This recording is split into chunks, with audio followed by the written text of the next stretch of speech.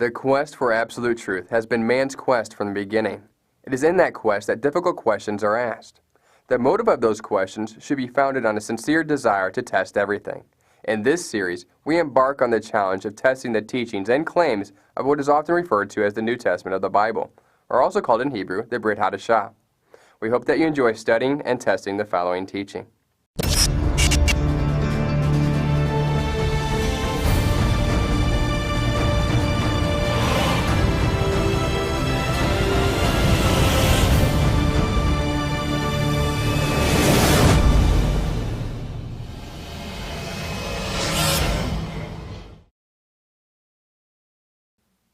It is not uncommon for Jewish commentary to point out that Jesus, we often refer to him as his Hebrew name being Yeshua, did not fulfill all the messianic prophecies. You might hear those who promote this message being called anti-missionaries or counter-missionaries. Such groups bring a lot of questions and debates to the table, and often difficult, challenging questions at that. For example, modern Jewish rabbis object at the idea that some prophecies are for a later time and that there is to be a second coming of the Messiah. There is a reason for this modern position. Have you ever wondered how ancient Jewish rabbis interpreted messianic prophecies and how such might compare to modern Jewish understanding? Also, did you realize that the Torah reveals not only how the Messiah was to come twice, but also about when we should expect him both times? This teaching will touch on both of these subjects. We will examine what ancient rabbis taught as it related to the Messiah, what modern rabbis teach and believe, and even examine some interesting insight revealed in the Torah about the timing of the Messiah. Modern Jewish commentary rejects the concept of two messianic comings. Yet, certain ancient rabbinical writings actually taught two messianic comings. Why the difference? What changed with what was once taught by rabbis versus what is taught today in typical Jewish circles? Ancient Jewish rabbis noticed that messianic prophecies appear to contain a dichotomy. Some messianic prophecies appear to be mutually exclusive, as though it was not possible for prophecies to be of the same Messiah.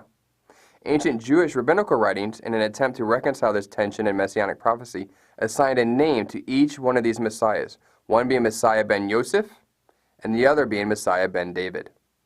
Generally, Messiah ben David is assigned to all the messianic prophecies related to the kingdom, and Messiah ben Yosef is assigned to the prophecies related to the suffering servant.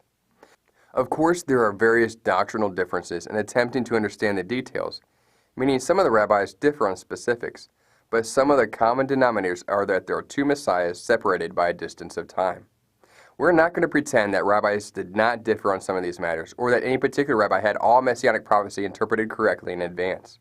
However, it should be interesting to note that Jewish scholarship already proposed a means to deal with these seemingly opposing messianic prophecies in such a way that required two messiahs at two different times.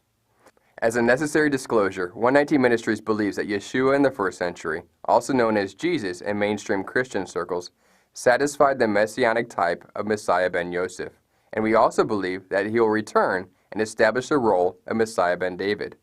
We believe such because we believe the Tanak, or the Old Testament, to conclusively detail out in advance, in the form of messianic prophecy, the specific events that led to the accounts found in the New Testament, or also known as the Brit HaDasha. Meaning this, according to the Old Testament prophecy, the Tanak, it was necessary that the New Testament, or Brit HaDasha, occurred how and when it did. Most Jewish objection to Yeshua as the Messiah centers around the misunderstanding perpetuated by mainstream Christians, specifically that Yeshua, or Jesus, changed the law of God. Most Jews know that the Messiah could not change the law of God, as that would violate nearly every known messianic prophecy and violate the very definition of a true prophet as detailed in Deuteronomy 13 and 18.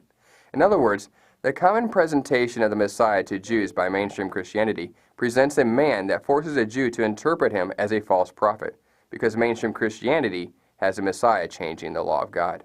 119 Ministries also believes that the law of God, or Torah, also stands intact today. We present Yeshua as the Messiah, leaving the law of God completely intact, meaning Yeshua is completely compatible with Deuteronomy 13. So although we have tested the subject and arrived to these conclusions, our goal in this teaching is not to project our conclusions onto you. What we will do is demonstrate how Jewish rabbis already interpreted messianic prophecy in such a way that was conducive to the validity of the Brit HaDasha or New Testament writings. What we also find is that many of the modern Jewish rabbis no longer interpret messianic prophecies in the same way that they once did. The reason for this is because most of modern Jewish doctrine is built on the framework of one particular rabbi who made every attempt to avoid such conclusions. There are still many other reasons why mainstream Judaism has a difficult time acknowledging Yeshua as the Messiah detailed in the Tanak. Our focus on this teaching will be on the issue as to whether the Messiah was to come twice. Currently, mainstream Judaism does not see one Messiah with two comings as a reality. However, it is still interesting to note that ancient Judaism did see two messianic comings to some degree, as we already mentioned in the form of Messiah ben Yosef and Messiah ben David. Let's first examine Messiah ben Yosef. In the 12th chapter of the prophet Zechariah it is written, "And I will pour out on the house of David and the inhabitants of Jerusalem in the spirit of grace and supplication, so that they will look on me whom they have pierced, and they will mourn for him as one mourns for an only son, and they will weep bitterly over him, like the bitter weeping over a firstborn." To this the rabbis respond, "This is Mesjasz ben Yosef, who is to be slain." In Zechariah, we read that Yahweh was to pour out the spirit of grace and supplication, and that he was to be pierced. For those that are familiar with the New Testament accounts, the parallels to Zechariah 12 is absolutely striking. John chapter 19. "And when they came to Yeshua and saw that he was already dead, they did not break his legs. But one of the soldiers pierced his side with a spear, and at once there came out blood and water. He who saw it has borne witness. His testimony is true, and he knows that he is telling the truth, that you may also believe. For these things took place that the scripture might be fulfilled. Not one of his bones will be broken." And again, another scripture says, "They will look on him whom they have pierced." Here John quotes what we just read in Zechariah 12. They will look on him whom they have pierced. But he also quotes Psalm chapter 34. He keeps all his bones, not one of them is broken. In this instance, we have Jewish rabbis interpreting Zechariah 12 to be referring to the Messiah, and the Brit HaDasha account in John confirming that it did indeed happen. One of the most debated chapters in all the Tanak is about the Messiah ben Yosef found in Isaiah 53. The debate is whether Isaiah 53 is only about Israel or is also about the Messiah. Anti-missionaries and modern rabbis will often testify up and down that Isaiah 53 is only about Israel and has nothing to do with the Messiah. Most modern rabbis will passionately insist that Isaiah 53 cannot be and is not about the Messiah, but instead only about Israel. The Talmud, which is basically a collection of Jewish commentary on the Tanakh, or the Old Testament, reveals some insight that is not all too compatible with the more modern understanding of Isaiah 53. The Talmud explains in regards to Isaiah 53. The Messiah, what is his name? Those of the house of Rabbi Judah, the saints say, the sick one, as it is said, surely he has borne our sickness, referring to Isaiah 53. It has also been said, but he was wounded, meaning that since the Messiah bears our iniquities, which produce the effect of his being bruised, it follows that whosoever will not admit that Messiah thus suffers for our iniquities must endure and suffer for them for himself. Here we have Jewish rabbis, contrary to modern Jewish doctrine, testifying that Isaiah 53 is indeed about the Messiah. However, before we really dig deep into Isaiah 53, we might question why this is even important or necessary. The reality is that as some have begun exploring their Hebrew roots, after realizing that hundreds of years of mainstream Christianity err, some take faith that they once had in men in Christianity and then start misplacing their faith in rabbis in Judaism. But the sad reality is that both sides of the fence have much error. Just as mainstream Christianity, in error, latches onto traditions that abolish the law of God, mainstream Judaism projects much faith and credibility into rabbis that make a point to change the context and distance themselves from messianic texts. This means that we need to be very careful and be sure to test everything. There's a ditch on each side of the narrow path. Regardless of what traditions and doctrinal baggage we are coming out of, we need to be sure that we are not eager to simply jump into the other ditch on the other side of the narrow path.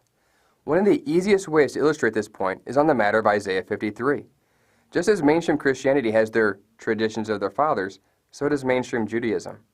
The rabbi who has framed and shaped much of modern doctrinal thought in Judaism is Rashi. It is understood by many other Jewish rabbis that Rashi, around the late 11th century, intentionally changed the context of Isaiah 53 to be about Israel instead of the Messiah. That is not our claim about Rashi, but actually other Jewish commentators, which we'll show you momentarily.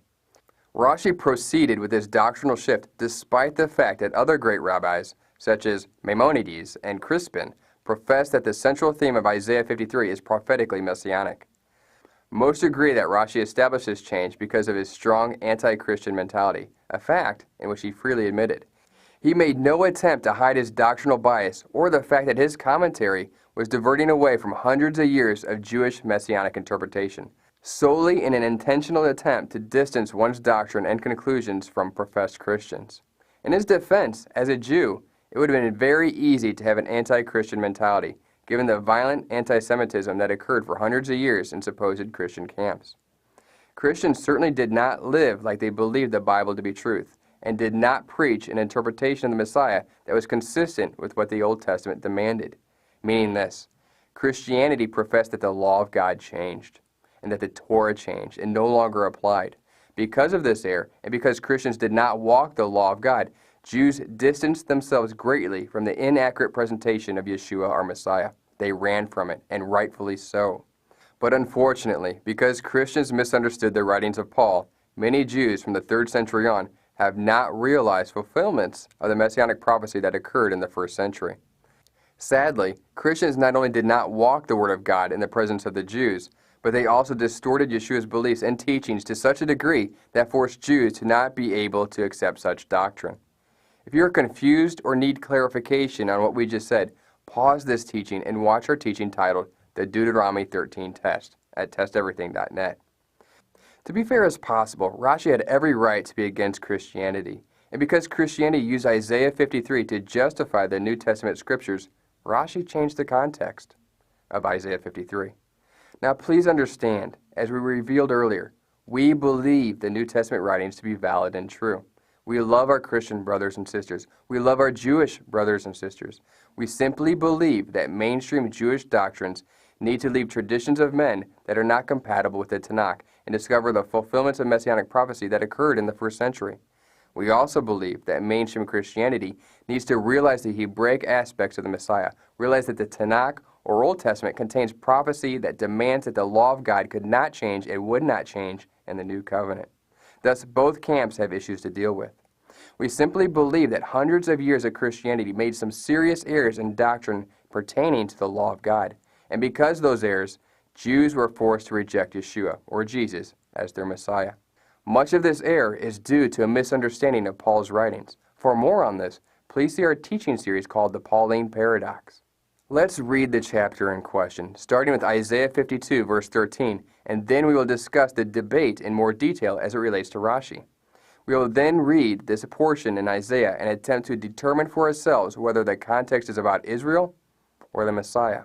Then, we will look more at what the ancient rabbis believed versus what Rabbi Rashi taught and believed, and how that shapes current modern Jewish doctrine. As a side note, we realize that there are many complexities in labeling groups of people with similar beliefs. We fully understand that there are Jews who know their Messiah, Yeshua. We realize that there are Orthodox Jews. We know there are Karaite Jews. We know that there's everything in between and around. We do not wish to offend, but recognize and respect these differences.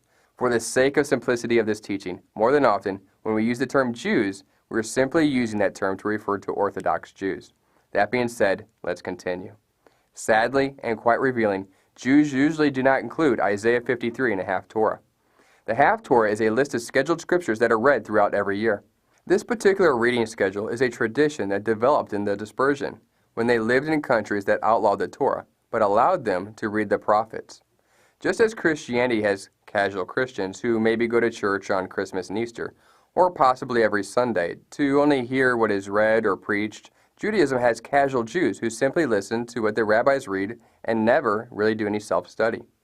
Because Isaiah 53 is usually passed over in these annual readings in the synagogues, many Jews have never even read that chapter. It is very possible that if you ever encounter a discussion with a professed Jew, that they have never read Isaiah 53. But there are those that have, and also adopted a very non-messianic perspective about that chapter. The point is this: what would you do if an anti-missionary came to you and said that Isaiah 53 is only about Israel and not the Messiah?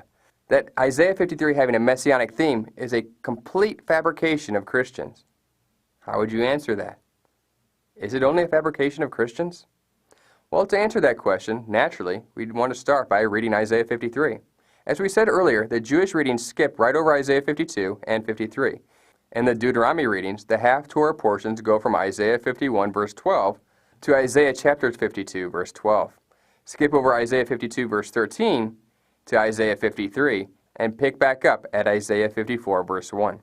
Herbert Lowe, a Cambridge University rabbinics professor, notes, quotations from the famous 53rd chapter of Isaiah are rare in rabbinic literature. Because of the Christological interpretation given to the chapter by Christians, it is omitted from the series of prophetic lessons, the Haftorah, for the Deuteronomy Sabbaths. The omission is deliberate and striking. Striking indeed, but it also has quite the impact in shaping Jewish doctrine in the synagogues. The Torah portion and Haftorah reading schedule is used by Jews in synagogues all over the world. So the doctrinal impact of this intentional omission is quite significant indeed. They intentionally avoid and neglect what we are about to read. Let's see if Isaiah 53 is only about Israel or the Messiah's relationship with Israel. Let's see what they are missing. Let's begin. Isaiah 52, verse 13. Behold, my servant shall act wisely. He shall be high and lifted up, and shall be exalted. To be fair, the previous verses in Isaiah 52 were indeed about Israel. And in fact, all of the preceding chapters were about Israel. And here, in the middle of Isaiah 52, we see a mention to my servant. In the Tanak, the Old Testament, Israel is indeed referred to as Yahweh's servant. However, this still could be a reference to the Messiah. We need to continue to glean more context. Isaiah 52, verse 14 and 15. As many were astonished at you, his appearance was so marred beyond human semblance, and his form beyond the children of mankind. So shall he sprinkle many nations. Kings shall shut their mouths because of him, for that which has not been told them they see, and that which they have not heard they understand. Isaiah 53. Who has believed what he has heard from us, and to whom has the arm of the Lord been revealed? Question. Where in the Tanakh is Israel referred to as the right arm of Yahweh?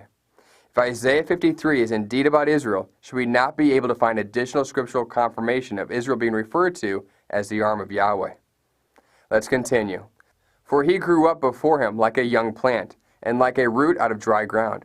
He had no form or majesty that we should look at him, and no beauty that we should desire him.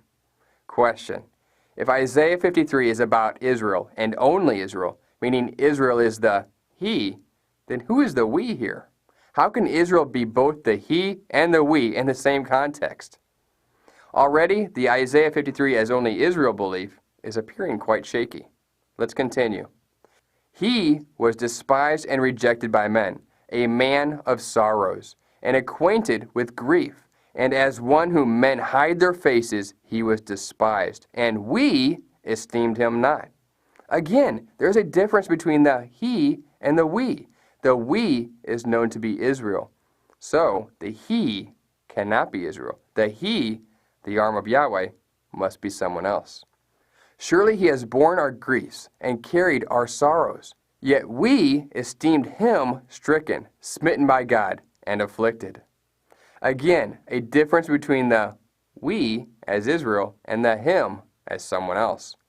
But he was pierced for our transgressions. He was crushed for our iniquities. Upon him was the chastisement that brought us peace. So the our must be about Israel, which begs the question again, who is the he?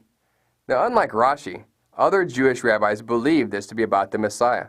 For example, as we read earlier, when Zechariah 12 is cited about he who is pierced, and like Isaiah 53 also states, Jewish commentary refers to him as the Messiah who is to be slain. This is Mesjasz ben Joseph, who is to be slain. Certainly one would not believe that Israel was pierced and slain for Israel's own transgressions. Is Israel dead?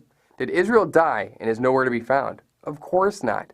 The he who is to be pierced and slain must be someone other than Israel. In addition, that person is slain for Israel's transgressions. Hebrews chapter 9. Therefore he is the mediator of a new covenant, so that those who are called may receive the promised eternal inheritance, since a death has occurred that redeems them from the transgressions committed under the first covenant. Was the author of Hebrews just making this up while noting first century events? Or was he referencing Isaiah 53? Let's continue with Isaiah 53. And with his wounds we are healed. All we like sheep have gone astray. We have turned, every one, to his own way. So Israel is healed by someone else's wounds. and the Lord has laid on him the iniquity of us all. Again, Israel's iniquity was laid on someone else. He was oppressed, and he was afflicted, yet he opened not his mouth, like a lamb that is led to the slaughter, and like a sheep that before its shears is silent, so he opened not his mouth. The he, which is different than Israel, is referred to as a lamb. John chapter 1. And he looked at Yeshua, Jesus, as he walked by and said, Behold, the Lamb of God. Continuing with Isaiah 53. By oppression and judgment he was taken away, and as for his generation, who considered that he was cut off from the land of the living. So if Israel is the he, then when did Israel die and was cut off from the land of the living? Are there no more Israelites today? Have they all been killed? Are they no longer among us? Again, the he must be someone else who was slain. Stricken for the transgression of my people, and they made his grave with the wicked and with a rich man in his death. Question. If the my people is Israel, then how can Israel be stricken for the transgression of Israel? Continuing on. Although he had done no violence, and there was no deceit in his mouth. He did no violence, and there was no deceit in his mouth? How can the he be Israel in light of Jeremiah? When was Israel ever considered to be innocent? Is Israel innocent? Jeremiah chapter 3. She saw that for all the adulteries of that faithless one, Israel, I had sent her away with a decree of divorce. Yet her treacherous sister Judah did not fear, but she too went and played the whore. This is a very important question. How can Israel be innocent and able also to die for a not innocent Israel? How can Israel be innocent and not innocent at the same time? Let's continue examining Isaiah 53. Yet it was the will of the Lord to crush him.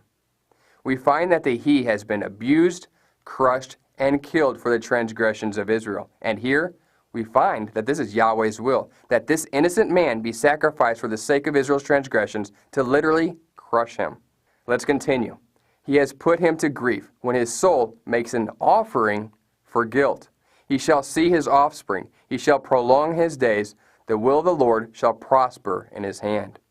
Out of the anguish of his soul he shall see and be satisfied. By his knowledge shall one righteous one, my servant, make many to be accounted righteous, and he shall bear their iniquities. So this man makes many righteous by bearing their iniquities through the anguish of his soul, when his soul becomes an offering for Israel's guilt. Again, how can Israel die for Israel? How can a blemished Israel be a guilt offering for a blemished Israel? How could that make any sense whatsoever?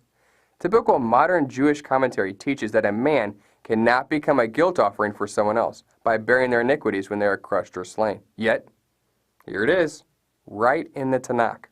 Unfortunately, this chapter is skipped over in annual readings, effectively hiding it from the masses. You don't have to explain what most do not see, or so the theory goes. Moving on. Therefore, I will divide him a portion with the many, and he shall divide the spoil with the strong, because he poured out his soul to death and was numbered with the transgressors. Yet he bore the sin of many, which makes intercession for the transgressors. Without question, it must be interpreted that Isaiah 53 is a messianic prophecy. Isaiah 53 cannot only be about Israel.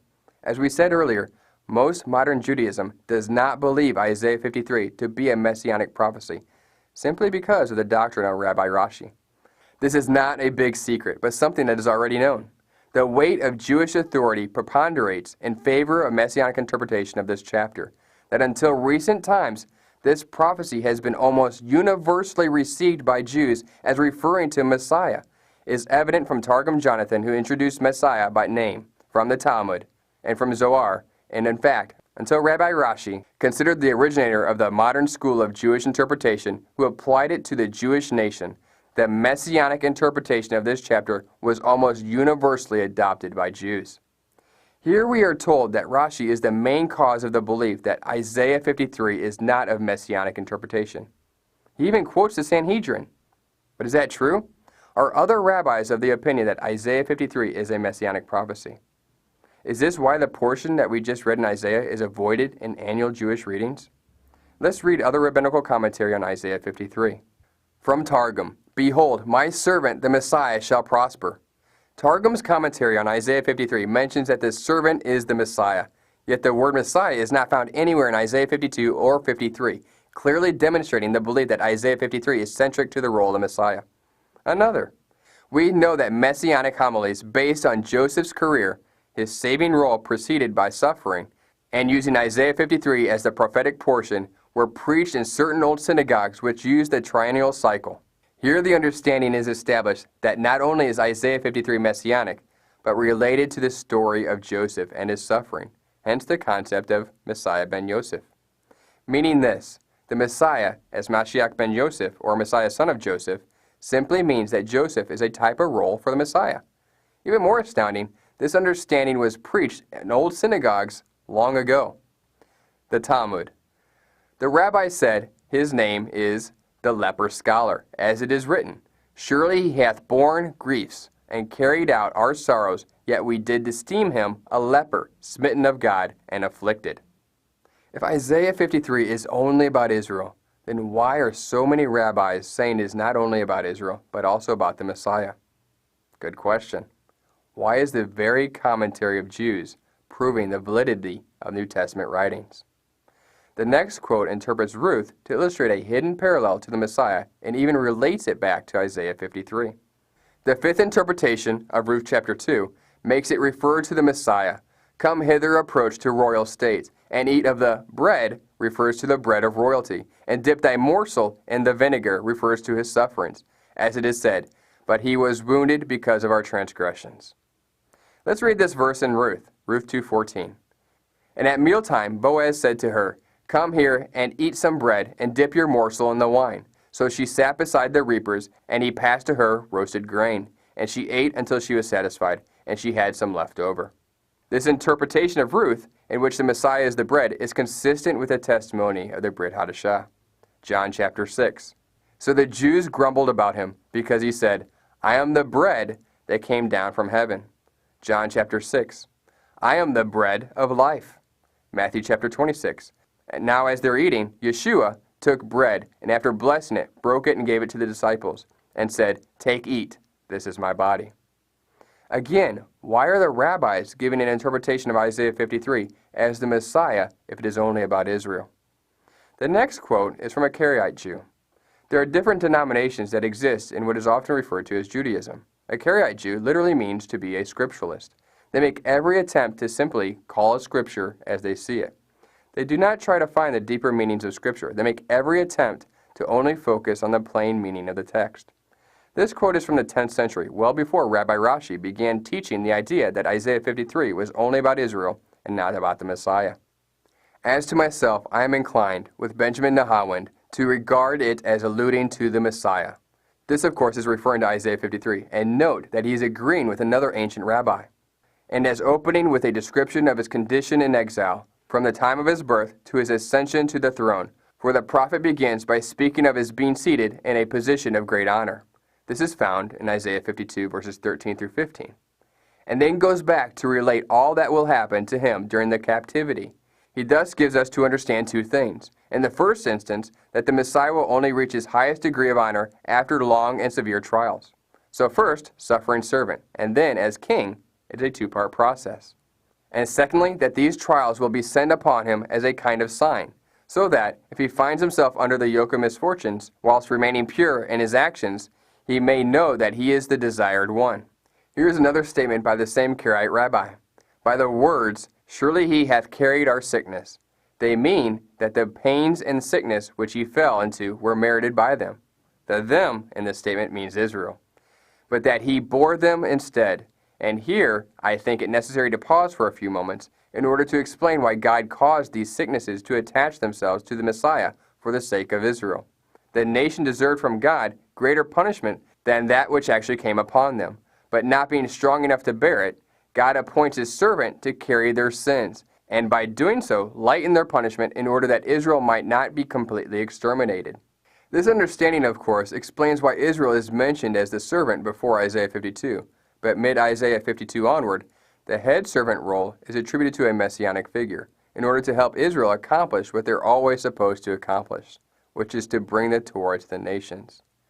So why do literal Karaite rabbis teach that Isaiah 53 is about the Messiah if it is only supposed to be about the nation of Israel? This very next rabbinical quote is interesting. It directly states that Messiah ben Yosef will be slain, and then Messiah ben David will come, also referring to Isaiah 53.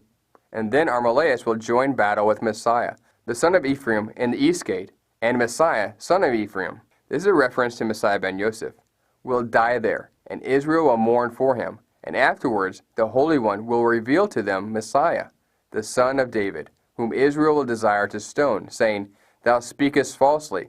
Already is the Messiah slain, and there is none other Messiah to stand up after him.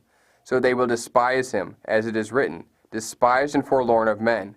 But he will turn and hide himself from them, according to the words, like one hiding his face from us. Again, why are the rabbis giving an interpretation of Isaiah 53 as the Messiah if it is only about Israel? Again, let's continue.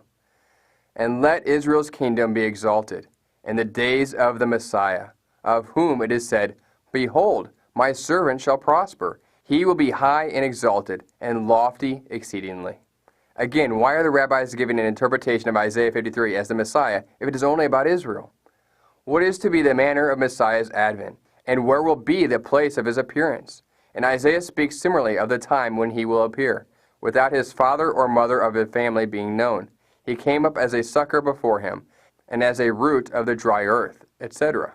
But the unique phenomenon attending his manifestation is that all the kings of the earth will be thrown into terror at the fame of him.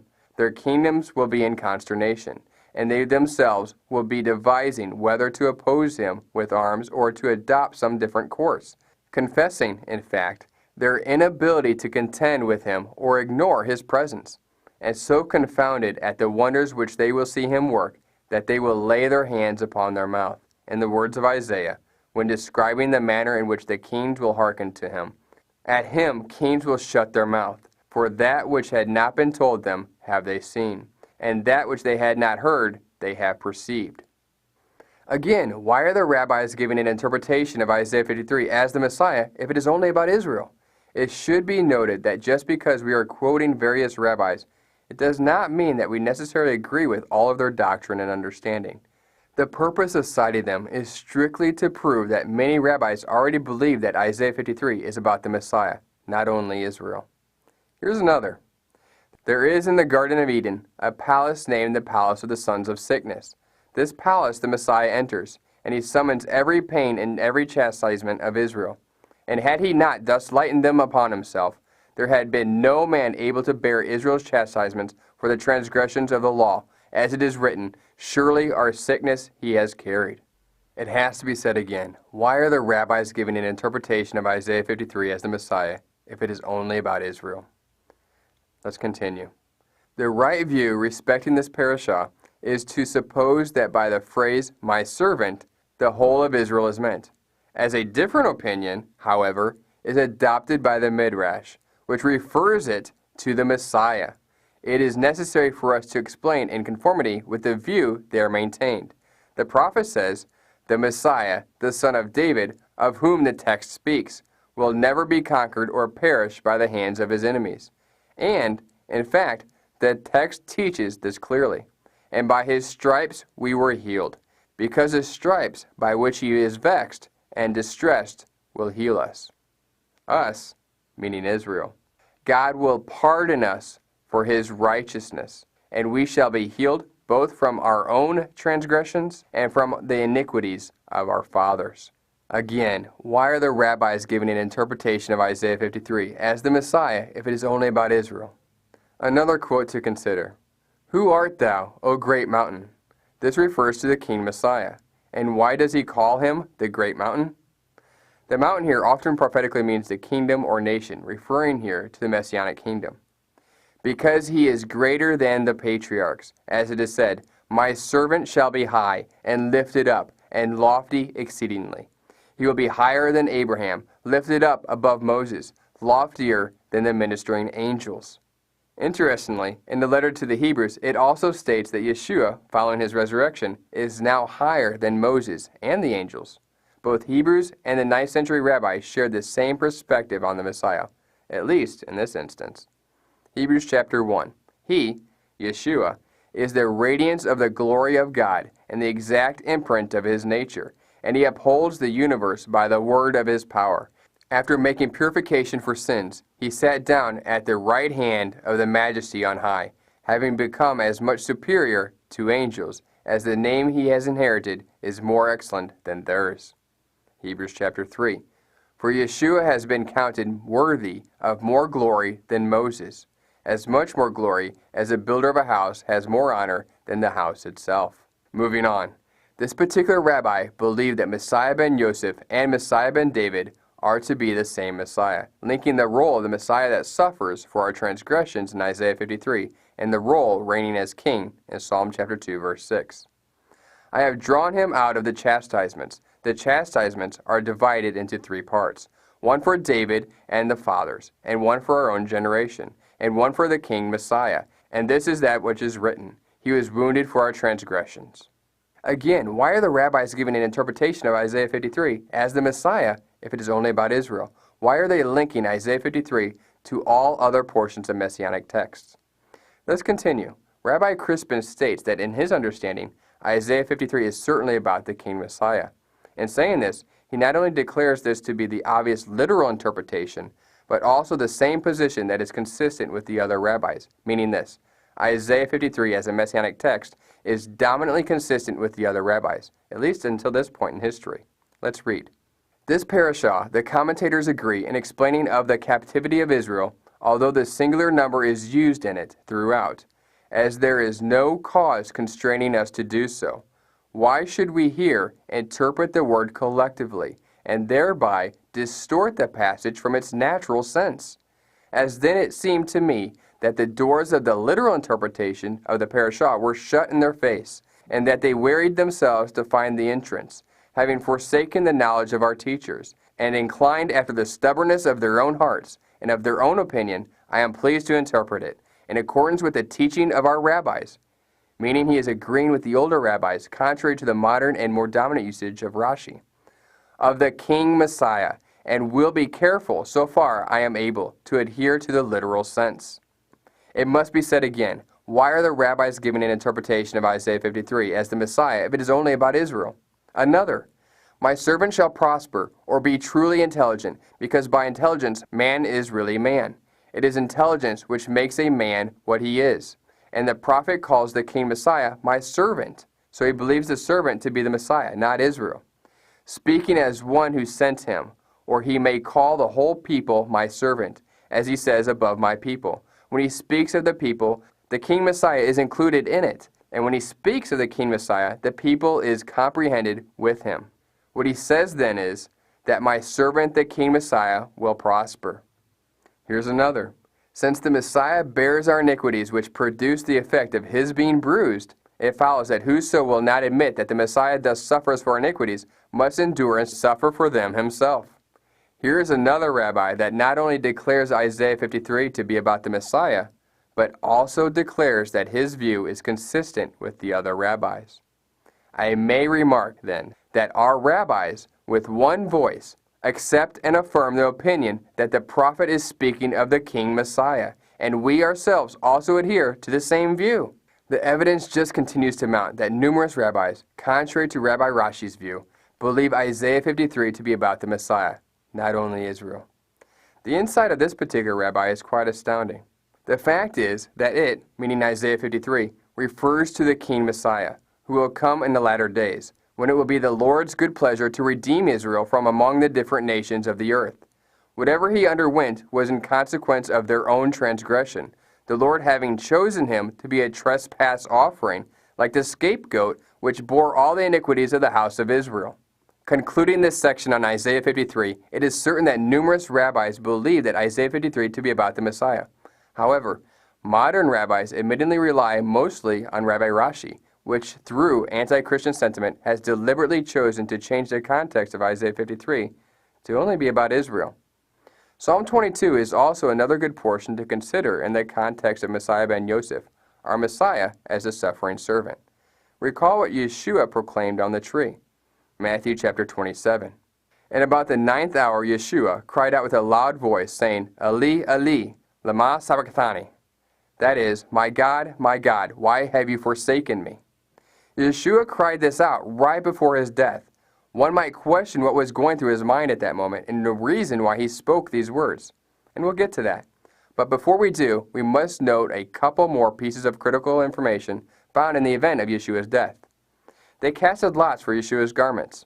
Matthew 27. And when they had crucified him, they divided his garments among them by casting lots. And they pierced Yeshua's side. John chapter 19. But one of the soldiers pierced his side with a spear, and at once there came out blood and water. The reason they pierced his side was to make sure that he is indeed dead. The fact that blood and water came out meant that Yeshua had already died. The reason that they made sure that he was dead was because they were instructed to break the legs to accelerate death, thus assuring that the bodies could be removed and disposed on before the high Sabbath day, the first day of unleavened bread. When the legs were broken, the individual being crucified had to hold themselves up physically with their arms, just to get a breath and get air into their lungs. Obviously, you can only do that for so long, till strength gives out and then one suffocates under their own weight. It was a means to accelerate death. John chapter 19. Since it was the day of preparation, and so that the bodies would not remain on the cross on the Sabbath, for that Sabbath was a high day, the Jews asked Pilate that all their legs might be broken and that they might be taken away. So the soldiers came and broke the legs of the first and of the other that had been crucified with him. But when they came to Yeshua and saw that he was already dead, they did not break his legs.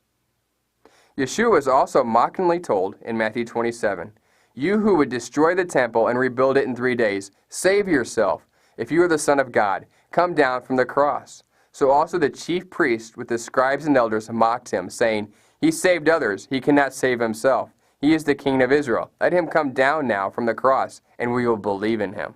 So we learn that Yeshua's legs were not broken, and that lots were cast for his garments, and he was mocked and told to save himself. Again, all in the context of his death, when Yeshua cried out, my Lord, why have you forsaken me?" Matthew 27, and when they had crucified him, they divided his garments among them by casting lots. Also keep in mind that given the circumstances Yeshua endured and the events leading up to and including the crucifixion, his strength would have been drained. He would have been massively dehydrated. The piercing of his side released water and blood. He was surrounded by evildoers, and his hands and feet were pierced. Try to keep all of this in mind as we continue. In the first century, Scripture did not have numbers and chapters. To refer to a particular portion of Scripture, they would cite a few words of it that most were familiar with. Knowing that, we realize that Yeshua is referring to Psalm 22 in the prophetic context of his death as a suffering servant aspect of the Messiah. Psalm 22. my God, why have you forsaken me? Why are you so far from saving me, from the words of my groaning? O my God, I cry by day, but you do not answer, and by night, but I find no rest. Yet you are holy, enthroned on the praises of Israel. And you, our fathers, trusted. They trusted, and you delivered them. To you they cried, and were rescued. In you they trusted, and were not put to shame. But I am a worm, and not a man, scorned by mankind, and despised by the people. All who see me mock me. They make mouths at me. They wag their heads. He trusts in the Lord. Let him deliver him. Let him rescue him, for he delights in him. Yet you are he who took me from the womb. You made me trust you at my mother's breasts. On you I was cast down from my birth, and from my mother's womb you have been my God. Be not far from me, for trouble is near, and there is none to help. Many bulls encompass me, strong bulls of Bashan around me. They open wide their mouths at me, like a ravening and roaring lion. I am poured out like water, and all my bones are out of joint. My heart is like wax. It is melted within my breast. My strength is dried up like potsherd, and my tongue sticks to my jaws. You lay me in the dust of death. For dogs encompass me. A company of evildoers encircles me. They have pierced my hands and feet. I can count all my bones. They stare and gloat over me. They divide my garments among them, and for my clothing they cast lots. Because crucifixion was not heard of when King David wrote this psalm, and was not invented until centuries later, this makes the prophecy found in Psalm 22 particularly remarkable. Simply the sample of parallels we just illustrated should have been interpreted as highly compelling at minimum that Psalm 22 is a messianic prophecy. Others, however, have claimed that this psalm speaks of the sufferings of David when he was pursued by King Saul. Who then is right? Those are really our only two options to consider.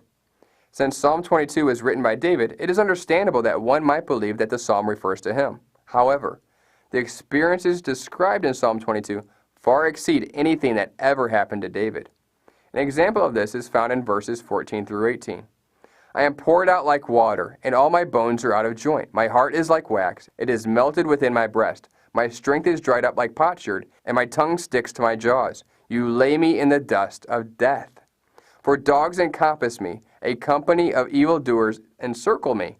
They have pierced my hands and feet. I can count all my bones. They stare and gloat over me. They divide my garments among them, and for my clothing they cast lots. The things that happened here were never mentioned to happen to David. Some say that David was using hyperbole when describing the times when Saul pursued him. However, the sufferings are exactly what one would expect to occur when facing death at the hands of one's enemies, verses 16 and 20. These are not exaggerations. The one suffering is one being mocked for not a crime, but for trusting in God, verses 8 through 9. He trusts Yahweh. Let him deliver him. Let him rescue him, for he delights in him. Yet you are he who took me from the womb. You made me trust you at my mother's breast. David is never described in Scripture as being restrained and mocked for trusting in God. Also, Scripture neither describes David as counting all his bones, verse 17, nor does it describe David's bones for being out of joint, verse 14. This psalm says a great deal about the suffering one, including, he feels abandoned by God, verse 1. He has trusted in God, verse 8. The Lord has been his God since birth, verses 9 through 10. There is a group of people who are mocking him for his trust in God, verses 7 and 8. He is hoping in the Lord, the God of his fathers, to deliver him, because there is no one to help him, verses 4 through 5, 11, and 19 through 21. Like we read in Isaiah 53, he is despised of the people, verse 6. His suffering is extreme, humiliating, and to the point of death, verses 14 through 17. His adversaries are described in vivid and terrifying ways, including many bulls, strong bulls of Bashan, roaring lions, dogs, and wild oxen. The sufferings described in the psalm specifically occurred during crucifixion, including bones being out of joint, the heart being like wax and melted, strength being dried up, and the tongue cleaving to one's throat. Verse 17 also states that he can count all of his bones. This is also stated in Psalm 34 in the context of his bones not being broken. Psalm 34, verse 20. He keeps all of his bones. Not one of them is broken. We know, of course, that Yeshua's bones were not broken. As already noted, the psalm describes numerous things that occurred during crucifixion. In addition, it describes additional things that specifically occurred at Yeshua's crucifixion. For example, in verse 18, it says that those present would divide his clothes among themselves by casting lots for them. Verse 1 includes Yeshua's quoted words at his crucifixion. However, the most dramatic description of a crucifixion occurs in verse 16. In some translations, the last part reads, "They pierced my hands and my feet." Other translations, including that of the Jewish Publication Society, translate the verse as follows, "Like a lion, they are at my hands and my feet." The key issue is, which translation is correct? If it says, "They pierced my hands and my feet," then here is a complete and vivid description of Yeshua's crucifixion, hundreds of years before crucifixion was even invented. To answer this question, one must look at 4 issues. Number 1, how do the vast majority of Jewish manuscripts translate this verse? Number 2, which translation is more in keeping with the context or better fits the surrounding verses? Number 3, which translation better fits the grammatical structure of the passage? And finally, number 4, does the Hebrew word in question exist in ancient literature? So let's answer these questions. How do the vast majority of ancient Jewish manuscripts translate this verse? Those who like to claim it says, "Like a lion, they are at my hands and my feet," cite the main Masoretic text to support their contention. However, many other Jewish translations translate this portion differently, including some manuscripts of the Masoretic tradition read, "They have pierced my hands and my feet." These are 2 later manuscripts of Kennicott and De Rossi of Ginsburg. This information is included in the apparatus of the Biblia Hebraica Septuagintia, bottom of page 1104. The older edition by Rudolf Cattell lists even more Hebrew manuscripts that say they have pierced or they have pierced. The Midrash on Psalm 22 says, "They have made my hands and my feet ugly," or hateful. The Aquila Jewish Greek translation reads, "They have disfigured my hands and my feet," while translation 2 reads, they have bound my hands and my feet. The Targum, from the 1st century, reads, they bite like the lion at my hands and my feet. The Symmachus text reads, like those who seek to bind my hands and my feet. The Syriac text reads, they have pierced my hands and my feet. The Old Latin pre-Vulgate reads, they have dug my hands and my feet. The Septuagint reads, they have bore through my hands and my feet. It is important to note that the Septuagint was translated long before Yeshua came, so these Jewish scholars had no bias. Every version, except the main Masoretic texts, tells us that something happened to the hands and feet of the one suffering. They are either pierced, made to look ugly, bored through, bound, or bitten as by a lion. Of all the versions, only the 2 mentioned already say something else, something that has nothing to do with the hands and feet specifically. Only these say that the enemies are merely at the hands and the feet, while not doing anything to his hands and feet, such as biting, piercing, boring through, or binding. Which translation is more in keeping the context, or better fits the surrounding verses? The surrounding verses have all references to the body parts of the sufferer. For example, the bones are out of joint, verse 14. His heart is melted like wax, verse 14 again. His tongue clings to his jaws, verse 15, and he can count all of his bones, verse 17. All of these parts are being acted against.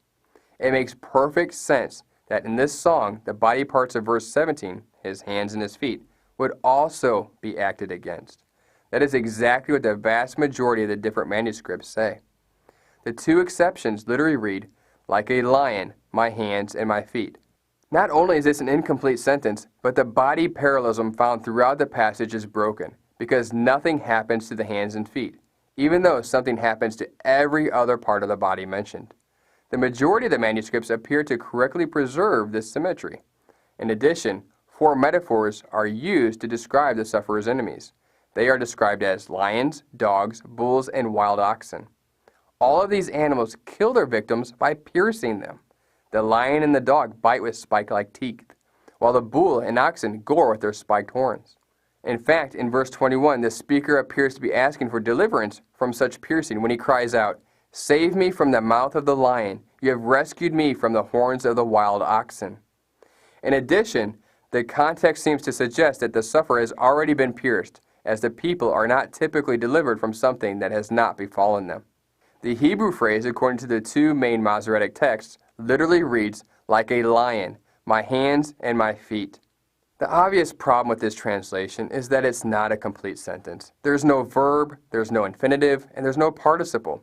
That makes the phrase totally ambiguous. For example, technically it could mean, my hands and my feet are like a lion. However, this would make no sense. Here the sufferer is in a weakened condition. He is not in any condition to attack like a lion. The passage makes it clear that he's a passive victim, not an aggressive lion. Technically, it could also mean, a lion is like my hands and my feet. However, this also makes no sense in the context of this passage. The sufferer's hands and feet are not swift, strong, and ready to pounce like a lion. So again, which translation better fits the grammatical structure of the passage? The grammatical structure of the phrase in the 2 Masoretic texts occurs 7 times in the Hebrew Bible, including 6 times in Psalms, and in Job 33, verse 3. And in every case, except in Psalm 22, verse 16, the subject is clearly distinguishable from the object. For example, in Psalm 23, oil is the subject, and my head and my cup are the objects.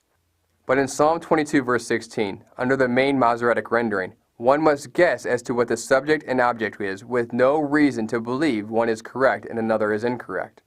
If the phrase is read, they have pierced, it contains a verb. In addition, the confusion over the subject-object difficulty disappears. The verb in the perfect tense, past event with continuing effects, they have pierced, fits the phrase well grammatically, unlike the alternative, like a lion. Certain translations render the verse, a mob of the wicked has encircled me like lions. On my hands and my feet I can count all my bones.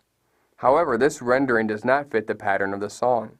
The pattern of the verses is 3 sets of 3 words, with every set conveying a different idea. This pattern is easily discernible in verses 12, 13, 14, 15, 16, 17, 18, etc. However, if the phrase is translated, they pierced my hands and my feet, the pattern of the verses is preserved. Here's another important question we should consider. Does the Hebrew word here, meaning they have pierced, exist in ancient literature? Some claim that the Hebrew word does not exist and Christians made it up. However, according to Keel and Delitzsch in their commentary on the Old Testament, Volume 5, page 318, and other manuscripts, the variant reading is found in the Hebrew text itself.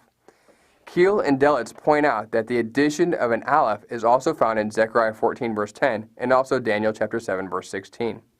Thus, the additional aleph does not mean that the word is a Christian invention.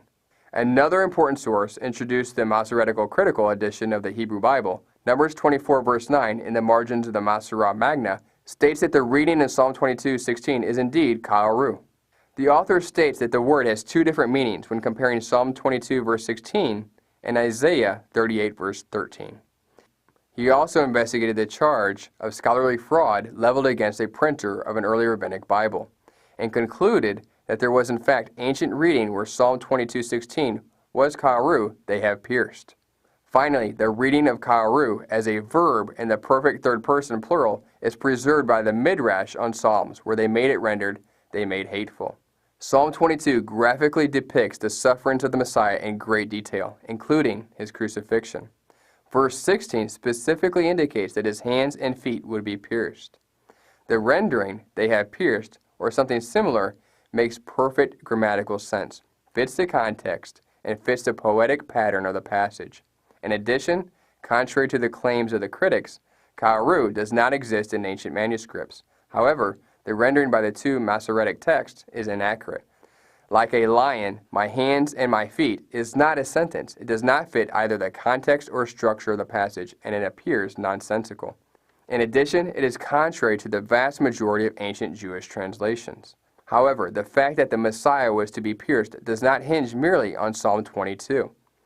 Zechariah chapter 12 states very clearly that the Messiah would be pierced or thrust through. No Jewish translation disputes that Zechariah 12:10 speaks of such piercing. This passage states that Israel will ultimately turn to this pierced one and will then be redeemed from all of her uncleanness. What certainly needs to be mentioned is that Yeshua is not the first Jew to be crucified by the Romans. However, in order for one to be slain for the transgressions of Israel, one must have never sinned against God, ever. And we learn that in the first teaching in the Brit HaDasha series, titled His Sacrifice, in which Moses tried to make atonement for Israel, but our Creator clearly said that Moses could not. Why? Because God said that anyone who has sinned against God will be blotted out of the book of life. Thus, Yeshua is the only person who is ever qualified to do what Moses tried to do, because Yeshua was different in such a way that he had never sinned against God. This concludes the portion of the teaching that covers Messiah ben Yosef as the role of the Messiah. In the second part of this teaching, we'll examine the Messiah ben David role of the Messiah in some detail. And in conclusion of this teaching, we'll examine the structure of the tabernacle and reveal how its design, hidden in the Torah, revealed the timing of both roles of the Messiah ben Yosef and the Messiah ben David. We hope that this teaching has blessed you. And remember, continue to test everything. Shalom.